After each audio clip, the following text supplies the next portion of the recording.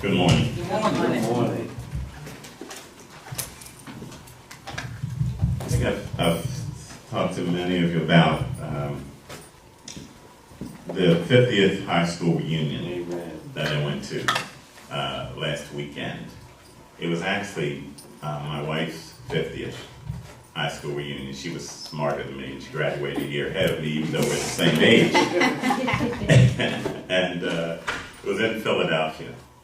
Now, my wife's class was about 1,200, her graduating class. Wow. And there were a good 600 there. And it was amazing being around that many people the same age as me. I mean, it was just amazing. They had many of the same experiences that I had. And so there were a lot of conversations about the current state of our presidency, you know, and the state of our former presidency. You know, everyone there loved Obama.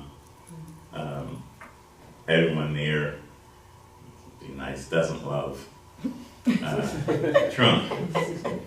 Amen. And when we talked about the things that happened, you know, we're children of the 60s. And that was a time of Black revolution. We were all, for the most part, in marches. We all were in race riots in our schools. Wow. And I remember we were sharing with them the race riots in our school. That was when the state troopers would come in, and where they're wheeling their blackjacks and hitting us, and yeah, I remember this time. Now we were young. We weren't the smartest, but we were young and strong. But we were all individuals. And even though most of us thought the same, we didn't join together. There was not necessarily that group approach to things. So when these state troopers came in, that, you know, there were white state troopers, they outweighed us by 100 pounds. So our strategies weren't the best because we were going to fight back. It didn't work. They won every time as far as the battle goes. But it hardened us. And as time went on and these things would happen, it did begin to bring us together as a group. And back then, all of us, not all, but most of us knew God. And we didn't always listen to God, to what God was telling us, because we had our own path that we wanted to be on. And sometimes when God would say, I would hear God say, that's not the right approach. This is what I want you to do. But we were in for the fight, the physical fight. So even though we were battered and bruised, and even though we lost those individual fights, we still felt like we were winning, even though technically we weren't. But as we went along, and as we talked to these people, many of the conversations Gwen and I had all the time sitting on our couch, because the 60s was when many of us came of age. And we talked about the race riots. As I said, we talked about the Reverend Dr. Martin Luther King and his impact on us and on our lives.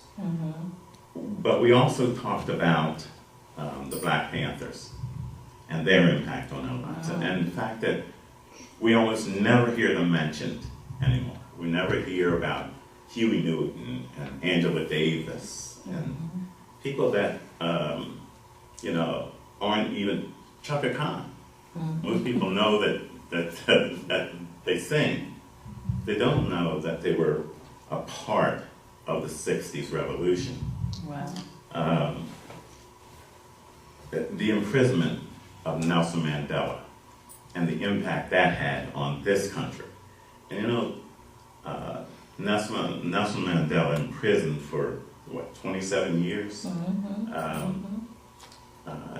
And, you know, he, what's that, 1962, I think, he was imprisoned.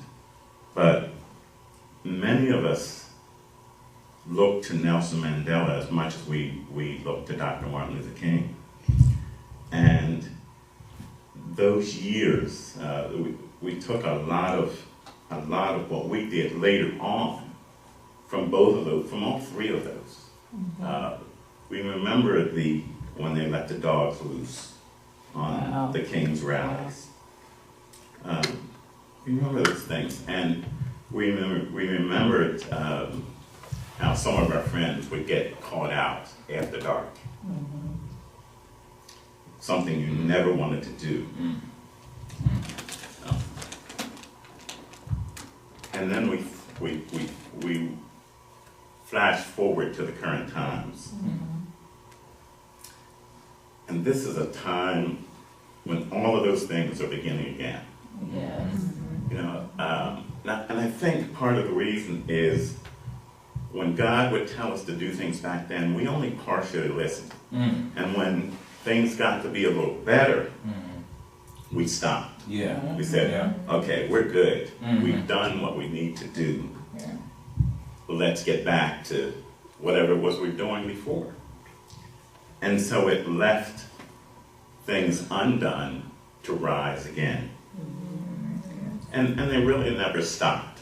It's just that I think we just fell in love with what we had done and patted ourselves on the back and let it go. So and then when President Obama came in the office, something we never thought we'd see. Again, a new reason to rest on our laurels, not do things, to allow things to come up again. And so, you know, you continue to let these things hang around. Eventually, they're going to get you. They're going to come back. You know, they say those who fail to learn from history are destined to repeat it. Yeah. I don't know. Certainly, we didn't learn enough.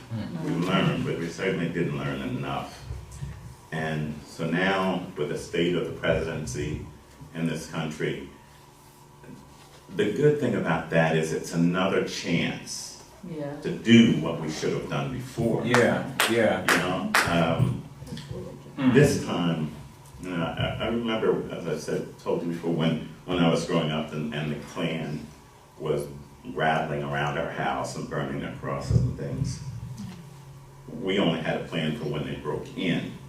And the same for the schools. We had a plan, somewhat of a plan for when they came into our schools during the race riots. The thing is, you can't wait until they come in. Exactly. This time we're not too young. This time, God's given us more wisdom. Yeah.